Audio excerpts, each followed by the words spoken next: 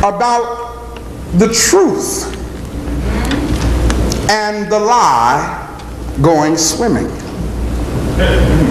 Some of you might have heard that before, that the truth and the lie were out swimming one day. And the lie said to the truth, "Let me see how far you can swim underwater." So while truth was underwater swimming, lie took advantage of the time that the truth couldn't see what was going on and jumped out of the water and grabbed his clothes, grabbed truth's clothes, and put them on and were running down the street. So people who saw the lie with truth's clothes on running down the street said, "That looked like the truth." Running down the street. In the meantime, truth got out and saw that lie had taken his clothes and gave chase after the lie. And the folks saw truth come running down the street a little bit later and said, "Yeah, but here come the naked truth."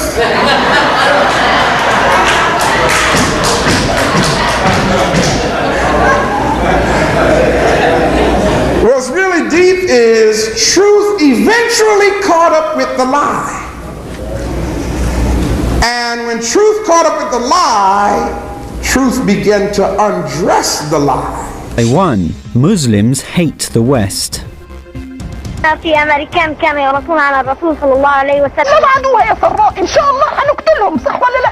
بإذنه تعالى. Muslims even raise their children to hate the West. Wrong! Contrary to what some extremists say, and based on interviews with 50,000 Muslims from 35 countries, the Gallup polling organisation determined that when asked what they admired most about the West, only 2% of Muslims in Iran said nothing. Lie 2. Muslim scholars support violence. Wrong! The best way to illustrate this lie is by an analogy. Florida pastor Terry Jones planned to burn 3,000 copies of the Quran. Some would say he speaks for Christianity, but statistically he speaks for his congregation of 50 and not the other 2.1 billion Christians in the world. Also, his title of pastor was proven to be fake. Muslims support ISIS no more than Christians support Terry Jones. Lie 3. Terrorist training camps. Congressional candidate from Tennessee, Robert Doggett, allegedly met with members of a private militia in Texas planning to take an assault rifle and other weapons to destroy a town of New York named Islamburg. According to the book Twilight in America, Islamburg is a terrorist training camp which hides bunkers, automatic weapons, and even an airfield where Muslims can train to be terrorists. Wrong! The small village of Islamburg is the picture of a traditional and tranquil Islamic community, mostly second or third generation Americans hailing from cities like New York. Police Captain James Barnes, having a 12-year personal relationship with the community, stated, "I would say that the amount of crime that is associated there at the land is less than it is anywhere else." Lie 4. Islam and world domination. Former Florida Governor Jeb Bush stated, "I think the biggest threat today is Islamic terrorism. This asymmetric threat is organized to destroy Western civilization." Wrong! According to Europol statistics, between 2006 and 2013, Islamists were responsible for only 0.7% of terror attacks in Europe. Lie 5. Muslims celebrated 9/11. Last year, Donald Trump said, "I watched when the World Trade Center came tumbling down. And I watched in Jersey City, New Jersey, where thousands and thousands of people were cheering as that building was coming down. Thousands of people were cheering." Wrong! Stephen Fulop, a possible Democratic candidate for governor in 2017, argued that no one in Jersey City cheered on September 11. The police commissioner of Patterson added, "There were no flags burning, no one was dancing. That is totally false." Lie 6. ISIS represents Islam.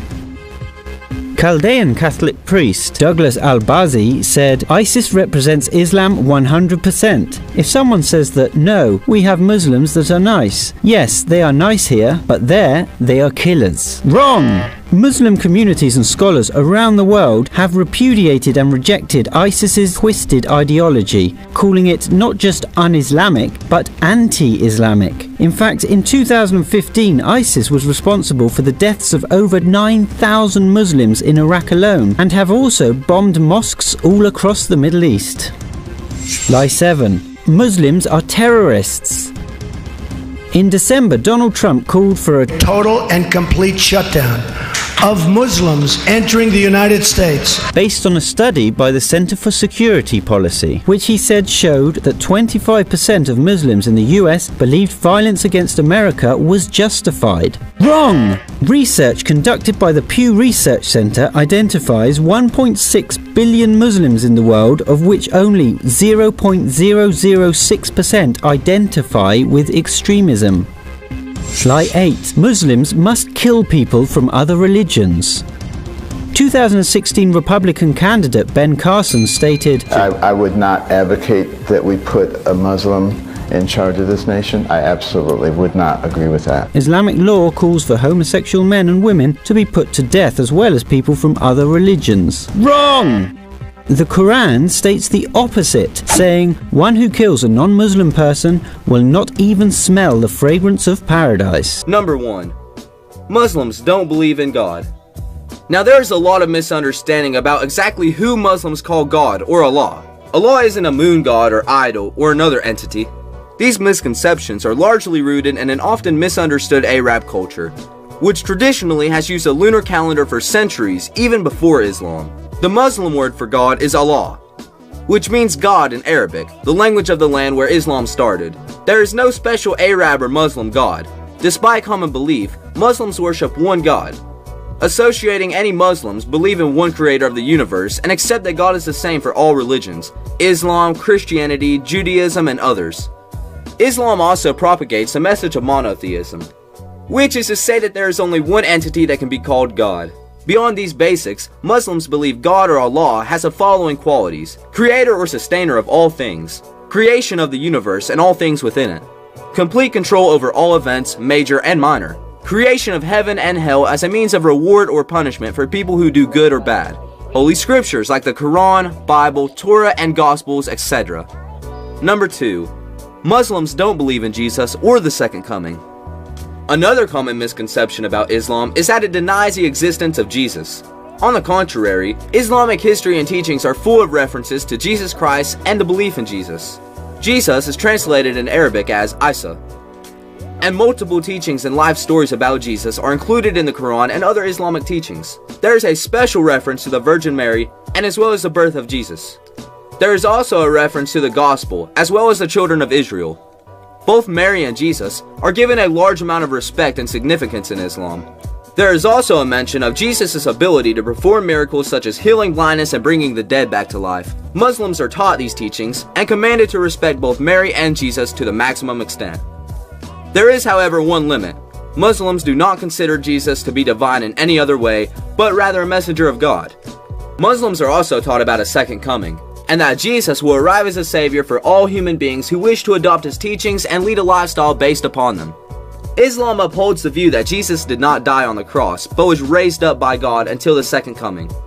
The Muslim concept of the second coming is a time near the day when Jesus will return to earth and spread justice and peace in all four corners after defeating the Antichrist. Number 3.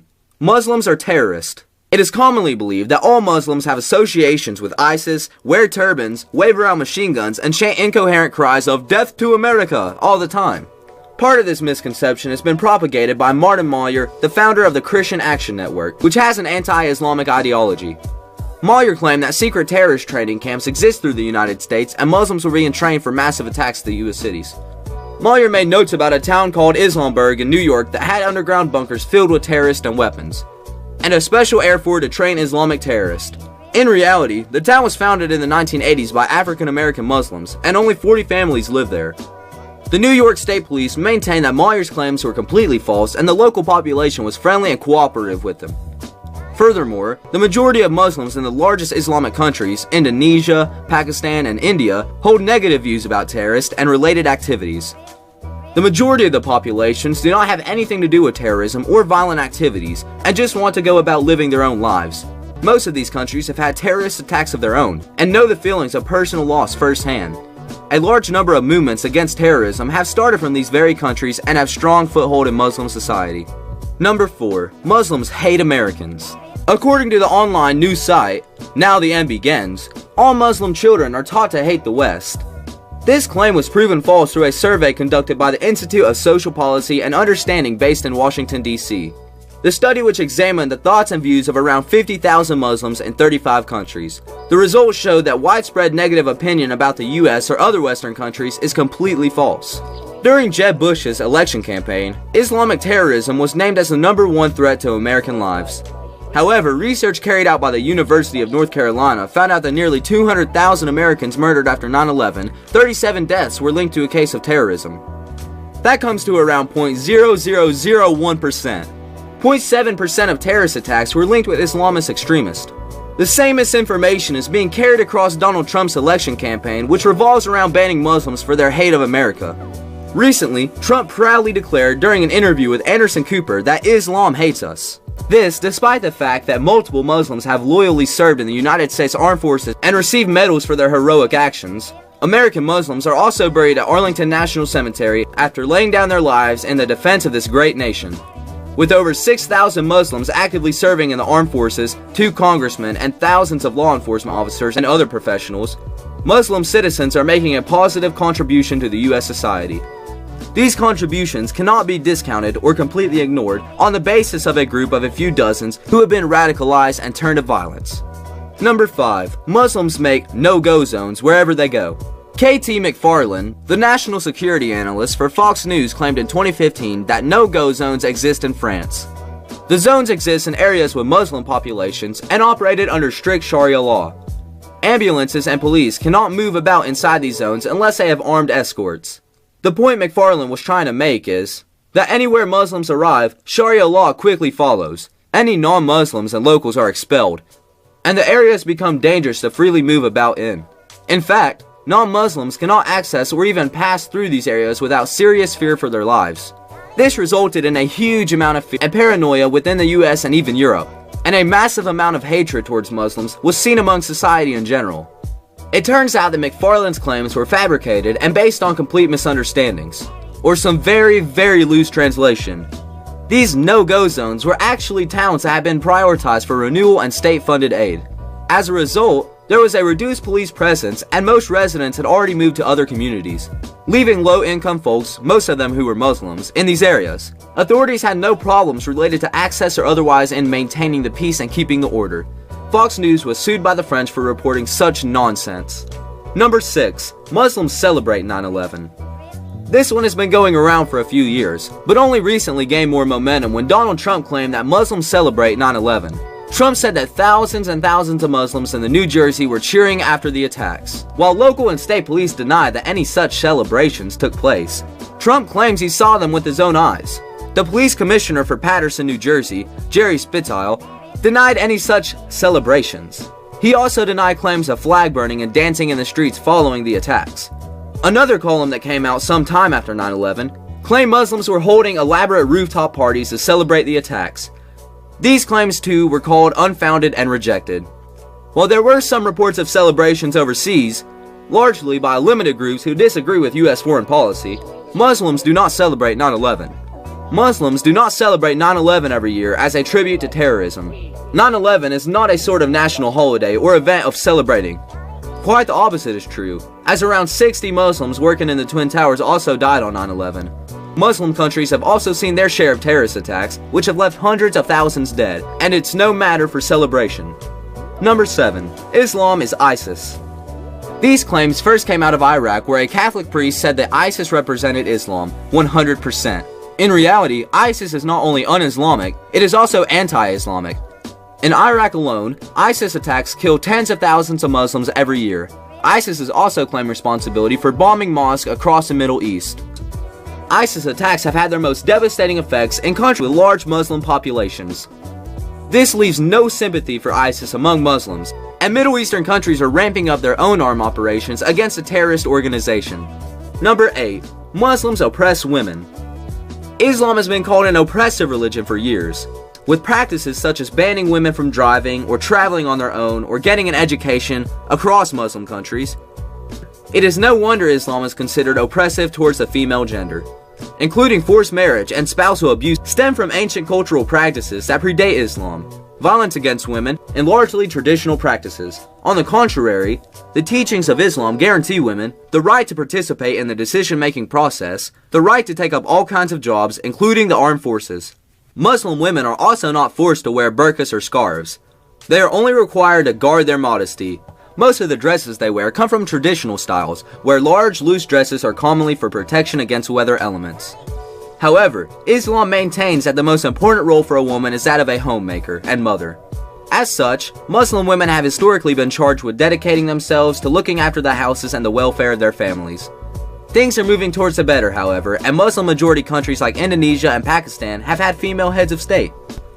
The result was to eternally fuel the flames of racism and portray Africa as a pagan, savage, satanic, and lost culture that needed to be saved by a redeemer that was conceived in the minds of a group of Catholic bishops and birthed at the Council of Nicaea in the year 325 AD. That's some deep stuff. Here you have a people that everything the world knows it got from them. And now the Roman Catholic Church wants to portray these people and their culture as satanic, evil, ungodly, pagan, and in need of a savior. And what's deep about it is it looked like if they wanted to say you need a savior, it looked like they would have at least gotten a savior that was the same color as those people. But no, that wasn't what they wanted to do. Their savior had to look like them. Yes, sir. Now follow this. This savior that they created was given birth in the 4th century. I know many of you who grew up Bible-based don't understand that and have a hard time believing that. No. What you mean in the 4th century? No, Jesus came along in the 1st century. See, that's the lie. The best dressed lie in the history of the world. From 325 AD over the next, now follow this timeline here, follow this time frame. Over the next 126 years, the Roman Catholic Church would hold council meetings to literally manufacture and institute a religion that became the best dressed lie in the history of the world. That religion is what we now know today as Christianity. Fate is let into Britain, saying how come this new government, conservative government, is allowing people to preach such faith, etc. So there was a pressure on the new government that now you are in power, now you have to ban Dr. Zakir Naik. You have to exclude him from the country.